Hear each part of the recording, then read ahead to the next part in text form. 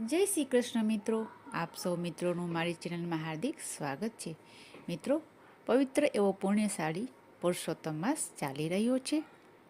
આજની વિડીયોમાં આપણે અધ્યાય 4 મળ માસની વિતક કથા સાંભળશું. મિત્રો, અધ્યાય 1માં આપણે સાંભળ્યું હતું કે નૈમિષારણ્યમાં સૂત પુરાણી ઋષિમુનિઓને અધિક માસની મહાત્મય સૌને સંભળાવી રહ્યા હતા. અધ્યાય 3માં આપણે જોયું કે મળ માસને સૌ કોઈ હળધૂત કરતા હતા. તેથી ખૂબ જ નિરાશ થઈને તે વૈકુંઠમાં ભગવાન નારાયણ પાસે જાય છે. હવે આગળની કથા આજની વિડીયોમાં આપણે સાંભળશું. અધ્યાય 4. તો ચાલો સાંભળીએ. જો આપે હજી સુધી ચેનલને સબસ્ક્રાઈબ ન કરી હોય તો કૃપયા કરી લેશો અને સાથ સહકાર આપશો. ચાલો સાંભળીએ.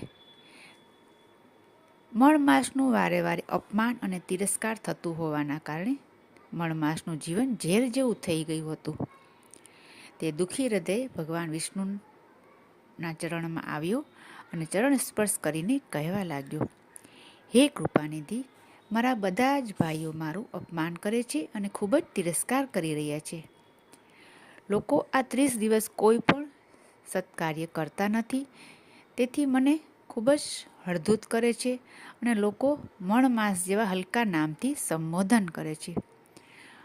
મારો કોઈ જ અધિષ્ઠાતા દેવ પણ નથી. તો પ્રભુ, કૃપા કરીને મારી રક્ષા કરો, હું આપને શરણે આવ્યો છું.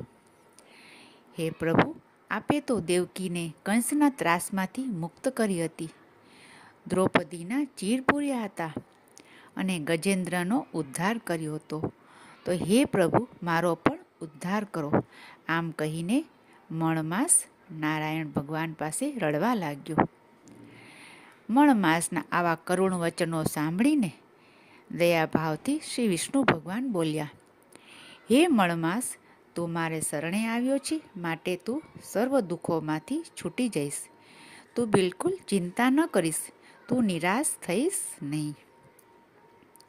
ભગવાનના આવા મધુર વચનો સાંભળીને મણમાસને ખૂબ જ આનંદ થયો.